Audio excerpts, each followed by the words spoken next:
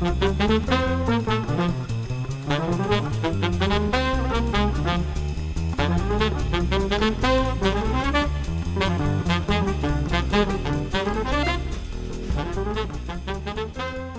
welcome to the Business Brains and the Bottom Line podcast. My name is Paul Delegre, your host, and my guest today is Pandit Dasa. Welcome to the show, Pandit. Thank you so much, Paul. Very happy to be here. Yeah, so we're going to cover a few different subjects today, but you've got such a fascinating story. We'll kind of start with that. You're an author, you're a coach, but you were also a monk for many years, which is just a fascinating life. And you were a monk in New York City, which I don't even know how that's even possible. With all the all the influences of New York City to try to be a monk and live that type of life. But, and we're also going to talk about, what you do as a coach, about leadership and work culture, and try to help people along those lines. But let's start with your journey. You're born in India, you came here as a child, and tell us about how that worked out. Yeah, so my parents migrated to the U.S. from India in 1980. They came over with little to no money, the classic sort of immigrant story. Worked 7 days a week, set up a small booth selling gift items on Venice Beach, California. 7 days a week. Within about 8 years, with a lot of hard work and luck, I think both go hand in hand when success to happen. They established a multi-million-dollar jewelry business within 8 years. We began living the American dream much faster than we expected to. We didn't expect that kind of success. Awesome. And, got a big house, 6-bedroom house on the hill, pool, jacuzzi, like full-blown 90210 sort of lifestyle. Yeah. And everything was great for a while. In 1992, roughly, their jewelry factory caught on fire, burnt down. We lost the business. Lost everything we had. Wow. Went completely broke.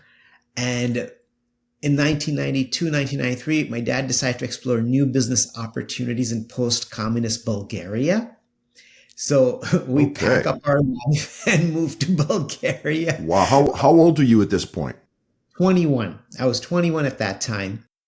And just to give you an idea, a little context, no one spoke English because it had just come out of communism like a year before we got there. So the country is in a sort of upheaval. They don't even have an identity. The people didn't even really have an identity. Like, who are we now, right? Basically, a new system of governance was being installed, and that's not easy for anyone.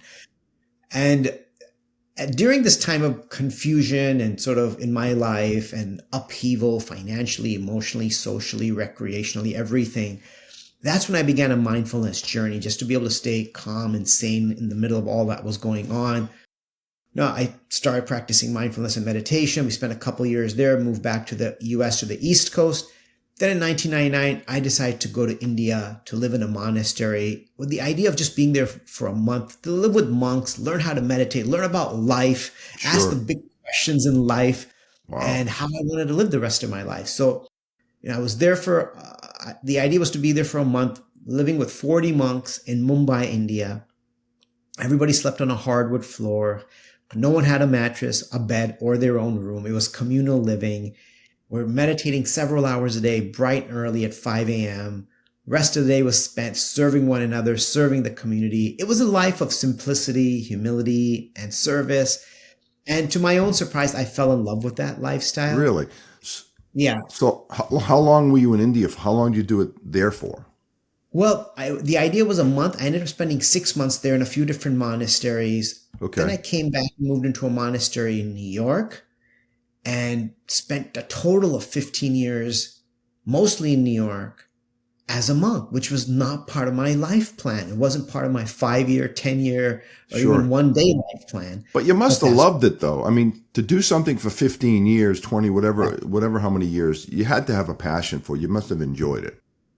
Yeah, I mean, it was incredibly satisfying, especially because I'd never grown up thinking that I should live a life of serving others, that I should live a life of really, really understanding who I am and what my purpose in life is. And I think so many people in life struggle with understanding their purpose. And being in the monastery, when you have enough time for yourself to introspect on who you want to be and how you want to live and what contribution you want to make in the world, because usually as we're growing up, it's like money, money, money, chase, chase, chase. Yeah. And in that chase, what you leave behind is yourself. Yes. you leave yourself behind and you get way out there, not even knowing who you really are. If you don't know who you are, you cannot understand your purpose. So I feel like it gave me so much time to understand myself, but at the same time, I began teaching. So I started lecturing on college campuses around the New York City area, like Columbia, New York University, then around the country to college students, high school students about purpose, mindfulness, meditation, work-life balance. So the combination of introspection, practicing my own meditation, and teaching others was incredibly satisfying. And I think that the combination of those three was facilitated me being in that lifestyle for 15 full years. Yeah, no, that makes complete sense. It's obviously something you're passionate about. And I think now you're a public speaker, you give coaching. I'm sure that you look at that as almost fun because you get so much back from it, I would think. Oh, I mean, it is. I am so grateful for what I have and the life I'm able to live, the work that I'm able to do.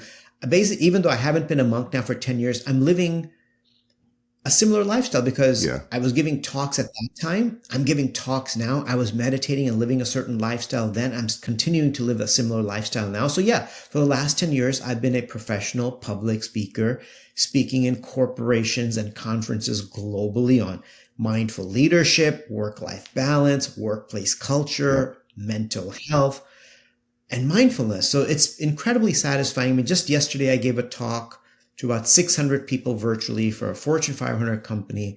I got such incredible feedback. Like, this session came at the right time. I needed all these tools because I'm so stressed at work. And I read that, I'm like, wow, it's just nice that I'm able to make a small impact. Yeah, absolutely. A small population. Yeah.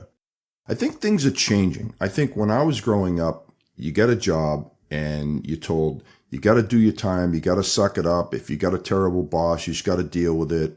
And you dealt with all this stress. I think I look back to times in my life that I was so stressed out because of work that I couldn't really enjoy my life. And I think that's changing. People are much more open about their feelings, how they're feeling, the effect on that of their work environment, family environment. That's where a guy like you come in that can educate these people.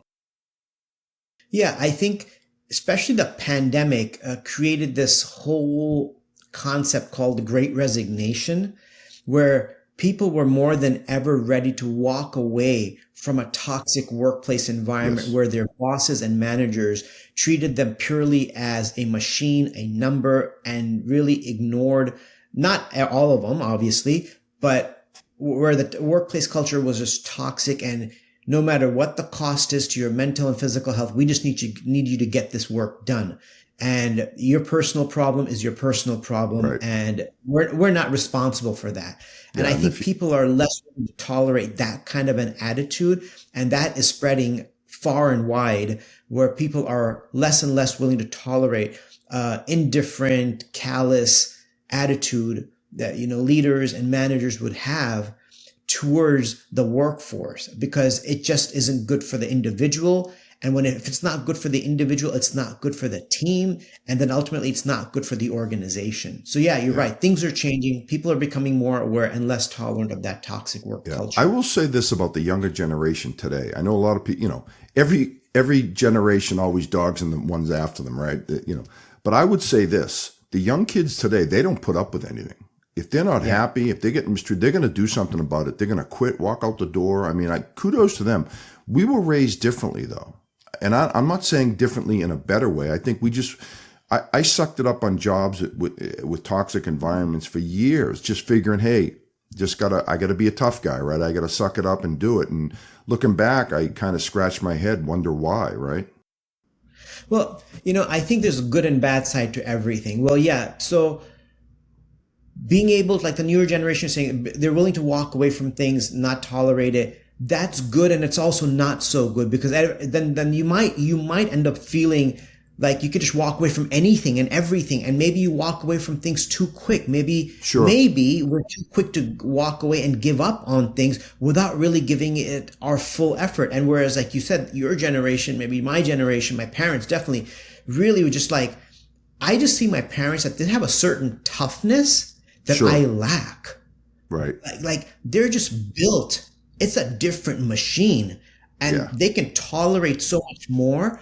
So I don't know. It's hard to, you'd have to do a really big and broad comparison as to what is better. That toughness, that resilience that's developed through sticking it through the struggles, but not sticking it through such that your mental health breaks down, but it does build toughness. Like when you go to the gym and you work weights, then you get stronger. So, I think it can go both ways. Sure. Right? There's good and bad to almost everything.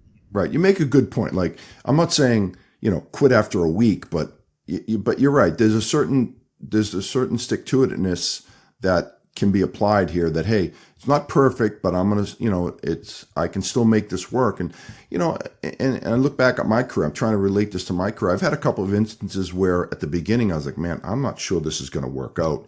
And I end up having long careers at these companies. So it did work out, but I stuck with it and didn't quit at the first sign of trouble. So you're right. I think it can go both ways. Yeah. And, also this generation, for them to be willing to walk away, it puts managers and leaders on alert that we need to make sure we have to try harder to keep people. And I think that's a good thing, right? That is, so again, there's a good and bad side to everything. Sure. The good side is companies are realizing that, hey, we could lose people. And so we need to change our culture. We need to change the way we train our leaders. And leaders shouldn't just become leaders simply because of their performance and charisma, but they also need to have empathy and care for and really be able to care for the people that they are overseeing. Yeah. So that kind of leads me to my next question. You're talking about company cultures and, what are the issues that you see? You're out there every day talking to companies, about their culture and how to change their culture. What are the biggest issues you're seeing out there? Well, one thing is that, mental health struggles are increasing more and more. And I think because of COVID, because as social beings, we were forced to not be social and we got isolated in our homes. And a lot of times people were isolated by themselves or with your family, and everybody's struggling to work and your kids are studying at the same time. So whatever mental health struggles we had really came to the forefront during COVID. And those started manifesting in the workplace, because if you're struggling mentally, there's not much you can do properly at work. And that means you can't focus, you can't get work done, you can't properly cooperate with your colleagues. People see something is wrong. So I think one of the main things that people were asking me, companies were asking me to speak about, is self-care and taking care of our mental, emotional, and physical well-being.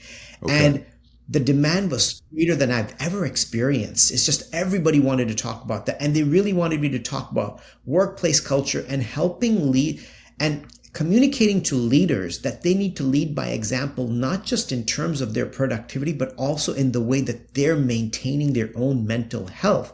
Because if they're not maintaining their mental health, if they're dealing unhealthily with the people that they're working with, then that is the culture they're helping to establish, communicating to everyone else that it's okay to not take care of your mental health. The thing is, if we're not taking care of our mental health, we're going to not be able to communicate and collaborate in a positive way with our colleagues.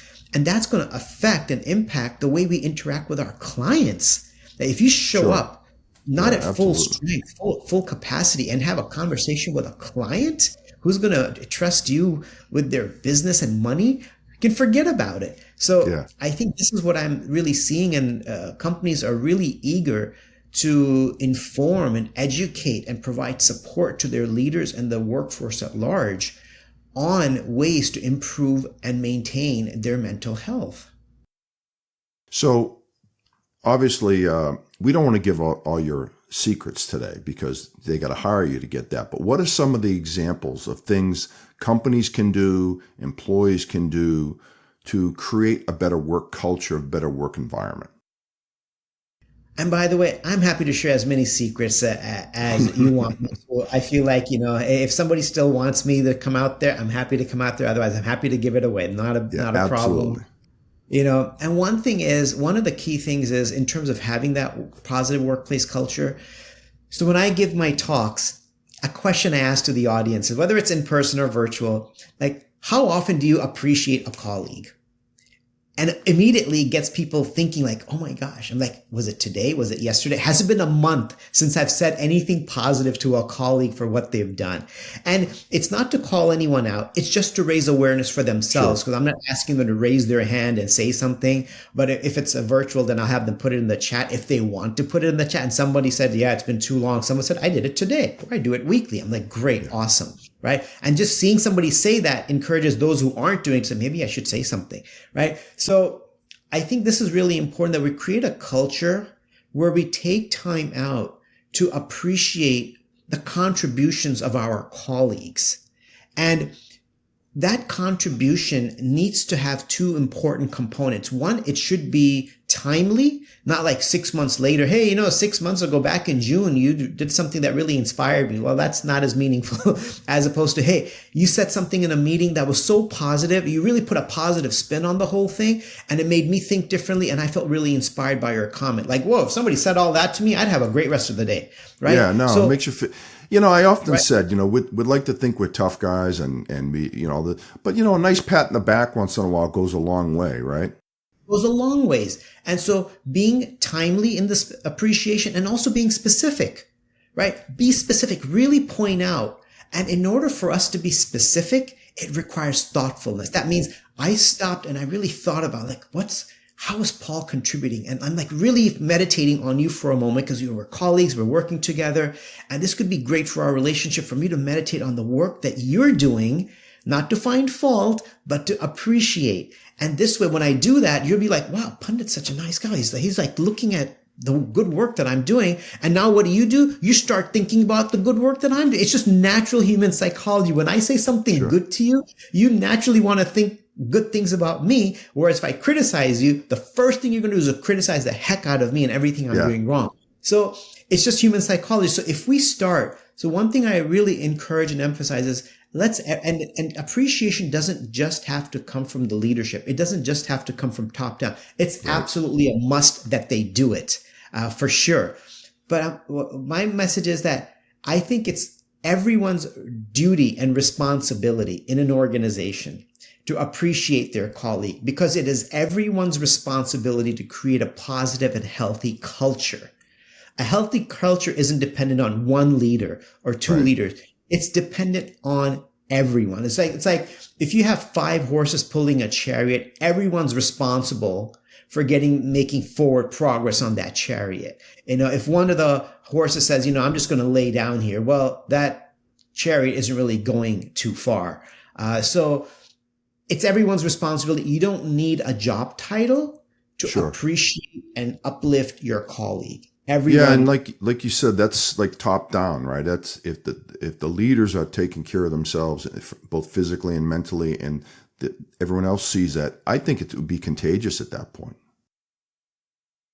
Yeah, just like negativity is contagious, so is positive behavior and demonstration. So when, sometimes during my talks, I have CEOs of large corporations attend and they'll acknowledge that they haven't been the best at self-care and maybe they're not setting the best example. And for the rest of the employees to hear that, it's powerful when a leader can be vulnerable and humble about it and try to improve. Like, wow, that sounds amazing. Yeah. So, and I gotta believe, if you have an environment where people are quitting and leaving it all the time, the cost of replacing an employee is really high. So I would think there's a financial benefit to this too, along with obviously the emotional, personal benefits. I would think that companies would want to create this culture, maintain their employees so they can have long-lasting careers and not have to keep replacing people. Because when you replace, I forget the numbers, I've heard numbers in the past, what it costs to replace someone, but it's not an inexpensive proposition. Yeah, I think I read something not too long ago where whatever their salary is, it takes almost 6 months of their salary to replace someone, because you have to hire people to find them, to interview them. You interview 10 candidates, you finally get one. Then when they're finally in the company, now you have to spend months training them to get them to the place where the other one was at, right? And so it could take 6 months of that one person's income, but not just that. There's an emotional toll that takes place in that team, in that department. When someone leaves, it's not a good feeling, because what is everyone doing? They're spending time in the coffee room or when they go for walks talking about what really happened. And there's a fear now that's created, like, what really happened? Could this happen to me? Should I start applying? Let me reach out to that person and see what went wrong. Now, instead of focusing on the work with a peace of mind, people are wondering what went wrong and what they should do to protect themselves. Right. And from that happening to them. So, and then now we're spending time thinking about this and talking with each other. Maybe some gossip is going on. Sure. It really, and unfortunately, it's so obvious, but a lot of times leaders don't even see that that's what's causing this. Like, if you have somebody that leaves or it's let go of, and there's not proper healthy communication about what happened, it just creates a fear and anxiety, and it puts a bad taste in everyone else's mouth, and it's distracting them from being productive. Yeah, that makes complete sense. It's the fear of the unknown, right? That's not inspiring for anyone. Yeah. So when you give your talks, do you give them, in this day and age, and I think COVID has helped in one thing, all these video conferences are becoming much more natural for people. Like, I think, I know early on, I hated turning on my camera. But now it just, I can tell you, I'm in sales and, we deal with customers and we have no problem, meeting virtually, turning on a camera. I don't think it's the same as shaking a hand and seeing someone, but it's the next best thing. I think COVID really helped with that. That was the one, not much good came out of it, but if I had to say one good thing, that did come out of it. Yeah, I mean, the other good thing that came out of it is us becoming more aware of our mental health and that we need to take care of it. Like 1 in 5 US adults are struggling with it and we're just ignoring it or letting it go, thinking it'll resolve itself, but injuries don't resolve themselves. They need attention. So there are quite a few good things that came out of it. Us also analyzing our own lifestyle. How are we treating the planet Earth? I mean, we don't want to get into a philosophical discussion here, but that also came out of it, So behind every negative thing, there's a ton of lessons that the more we extract them and excavate the lessons, you're like, wow, that was really a powerful lesson to learn.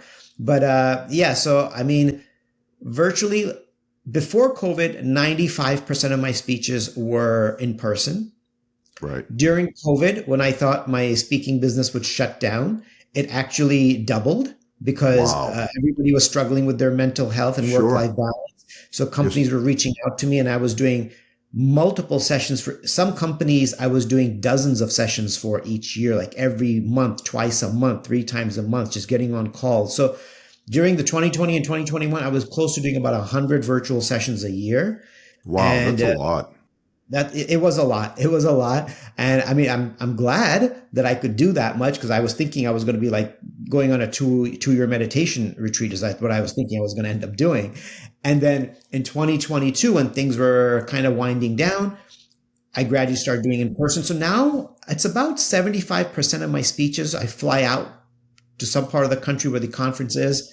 I do my thing. And 25%, a lot of companies are like, hey, if we want a conference, why fly everybody out to a location, spend tons of money on hotels and flights and food? Let's just log everyone in from around the globe. So yesterday it was like people from around the globe for this one Fortune 500 company logged in from all parts of the planet. So for them, it's so cost effective to do that. Yeah. No, in that case, there are advantages to it, but I don't know. I'm a little old fashioned in the sense that there's nothing like seeing someone live. Like I'm trying to relate this to my career and my customers. It's one thing to jump on a Zoom call. Yeah, you can exchange pleasantry, but there's nothing like going out to lunch with someone, maybe going out to dinner, learning about their families, what's going on in their life, and just sharing those common things that we have. And I don't know, Zoom calls and Teams calls just don't capture that. No, definitely. And if I'm ever given a choice, I will 100% take the option of getting up physically in front of an audience, getting on that stage and making eye contact, shaking hands before and after. There's it's like watching a basketball, football game on TV versus live in the stadium. Right. World of difference, right? Yeah. So I also I like to be around people. I want to be there live because the interaction I get, because like a lot of time I do the talk, if there's 300 people on a call, I can't see anyone's faces. I don't know Sure. if people are checking their phones, if they're taking a nap, what's going on, Yeah. right? Where when they're in the audience, I can try to scan the audience and make eye contact. Even if there's 500 people, I'm trying to just look at different people, let them know that I'm looking at them, I'm noticing them, and I value that they're there and they're present. So there's nothing that beats Yeah. in-person engagement, at least for me. Yeah. And then I can almost guarantee you that after every speech that you give or lecture that you get, I'm sure you have tons of people that come up to you and shake your hand and thank you for your time. And that was one that makes you feel good, right? Talk about giving that positive feedback, right? And recognition. Yeah, totally. And also just that beyond just the positive feedback and recognition, it's also just that human connection is so powerful to connect Yeah. personally in person with another human. I know I close most of my speeches by teaching people like a short 5-minute mindfulness practice, like breathing exercises, focusing exercise, even if it's 1,000 people in the audience. And I have people coming up to me sometimes in tears. And because they Wow. never take the time to go inward. And I just do 5 minutes of, it's all secular practice, just breathing and focusing, but I have them put away everything and just go inward and breathe.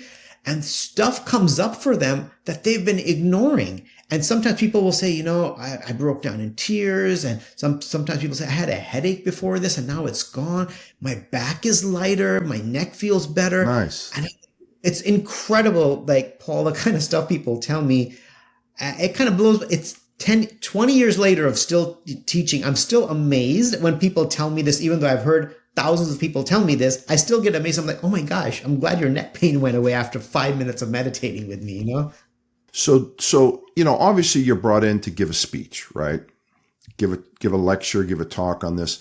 What happens when you leave? Do you have follow-up programs? Do you have programs in place, like tangible things that these companies can do after you leave? So I do provide very practical tips on how they can do what I'm explaining, right? How to appreciate each other, how to practice mindfulness throughout your day, even if it's for 1 or 2 minutes. You don't have to do it on the weekend or when you get home. You could do it before a meeting, after a meeting, whatever it is, right? Throughout your day, just like decompress a little bit, just like you let off steam in those Instapot things, right? You let the steam comes out, like let the steam off in your mind. Or the way I like to phrase it, close the apps in your mind so that it can work better. It has more clarity. And then a lot of companies will also just bring me back virtually to continue to serve as a reminder of the things that I talked about, to continue to encourage employees to maintain their self-care, to maintain their mental health, to continue communicating mindfully, to help get rid of that mental health stigma, to appreciate their colleagues. So they'll bring me back for virtual sessions, because we usually forget messages after we hear them. Yeah. We need multiple reminders. That's just how Yeah. we are. Yeah, that's kind of where I was leading to that, is like, it's all rah, rah, and this is great stuff when you're in front of them. And then, the camera goes off or you leave the room and they go back to work. How do we continue that momentum? Yeah. What do you That's do? it, Yeah, go No, ahead. no, I was going to say, go ahead, finish your thought.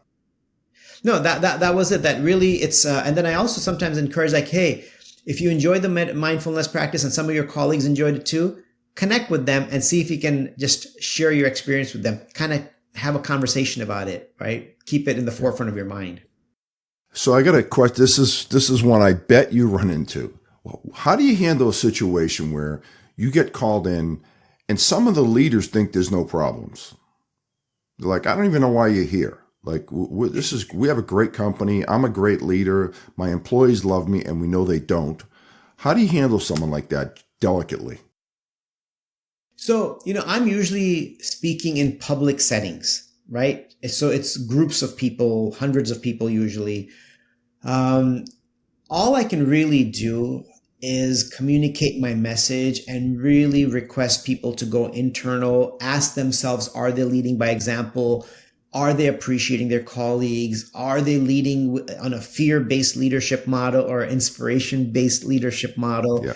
And if some leaders don't want to hear it, if their mind is closed, there's nothing I can do to open them, because the only person that has the key to opening their mind is themselves. Right. And if they've thrown away that key, then that mind is locked and it's going to be the way it is. And they chose to lock that and throw away the key at some point in their life. Why and how?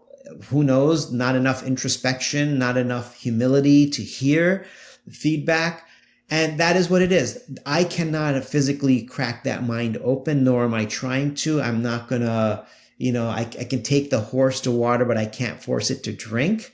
Yeah. And that's all I can do. I can present it, take them to the water, and ultimately, like Morpheus said to Neo in the Matrix, ultimately you have to choose one or the other. Yeah. And the reality is, you can't help everybody, right? Like if you could, figure out that formula, you'd be a gajillionaire. But you gotta be open to want the help, I would think.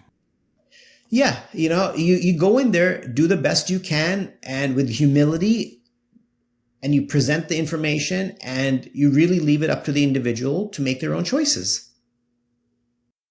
Well, this has been great. I've really enjoyed this. I think it's much needed. I'm happy to see, I have 3 daughters, and I hear some of the stories that they have about the companies they're working for. Some not so good, but some good also. Some really good things that the companies are doing to create a really uplifting and positive work environment, create good work-life balance, make it so that people love coming to the office and giving them a little bit of that, hybrid environment where you get to work from home a couple of days a week, but they're required to be in the office, and it makes things like that. So I'm encouraged at the younger generation and what these companies are doing to create these environments. So hopefully you continue your work and it can help a lot of other companies. Yeah, definitely. And I'd like to just show you my recent book that came out just a couple months ago. Yep. It's called Mindfulness for the Wandering Mind. It was published by Wiley. And it basically covers everything I talk about in my speeches. Okay. How to have a good workplace culture, how to be a mindful leader, how to take care of your mental and physical and emotional well-being. And it's available on Amazon, Barnes and Nobles. So, I think maybe your listeners would find it helpful. Absolutely. I'm glad you brought that up, because I was going to actually get to that to say, hey, where can they go get your book? And I apologize. I bought the book, but I have not read it. I usually try to read the book before I have guests on. I just couldn't get to it, but I plan on reading it because it's a fascinating subject. So if someone wanted to get in touch with you, how would they do that? Well, so I can be easily found on LinkedIn.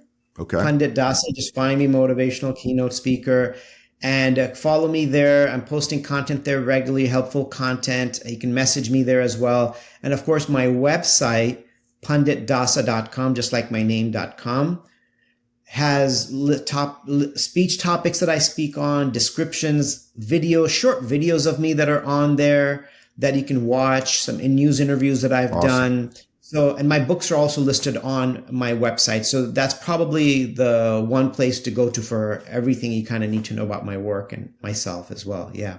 All right, Pandit, this was awesome. Well, we'll end on that note. Wish you the best. You're doing great work out there. I'm fascinated by your story. The monk piece, I got to tell you, is the most fascinating piece to me. I don't know how anyone can do that, but maybe I should try it. I don't know. Who knows? Hey, why not? You can start with a couple of days and then take it from there. There you go. So, all right. Well, that's a wrap for this edition of the Business Brains and the Bottom Line podcast. This is Paul Delegro signing off. Until next time.